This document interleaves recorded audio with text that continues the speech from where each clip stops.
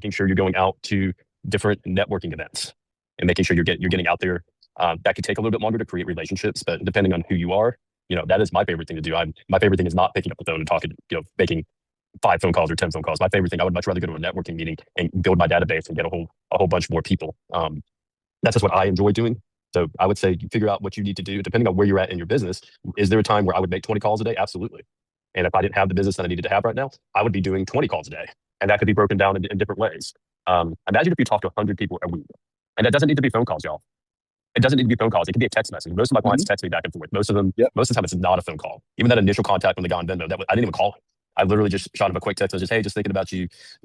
Just wanted to see how things are going. We were supposed to do my coffee like 6 months ago, and he got busy. I got busy. We never got coffee. So making sure that you're following, doing that. It doesn't have to be the phone call, text, instant message.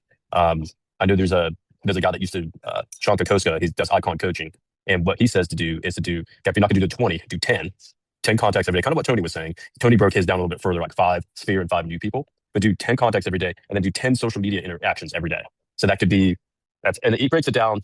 He breaks actually 20 social media interactions every day. So that's like 10 comments, 1 post, 6 Facebook or direct messages. And he broke it down by certain ways. You do what works for you. If you're not doing that, if you're doing 0 right now, even if you did 5 comments instead of 10, you're way ahead. Think about everybody you wish a generic happy birthday to on Facebook. I would say almost every time you get a like back. Almost, not, but for the most part, if you leave a comment for somebody, they are going to give you some feedback back for the most part.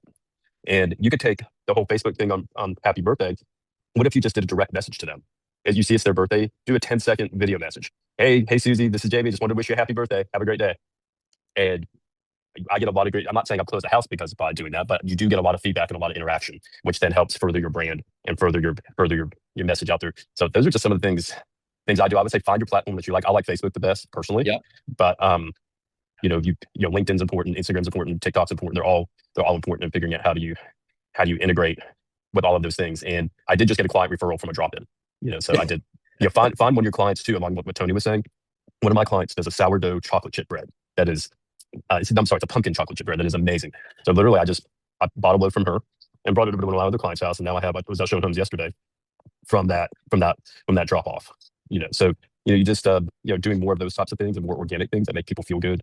That kind of helps separate you up, because everybody has an Uncle Harry that's a real estate agent. Right. That's right. That's why you need to stay top of mind. How do you separate yourself from the Uncle Harry or the other realtors that are in the market that are their sphere of influence? You have to do something different and make them feel special.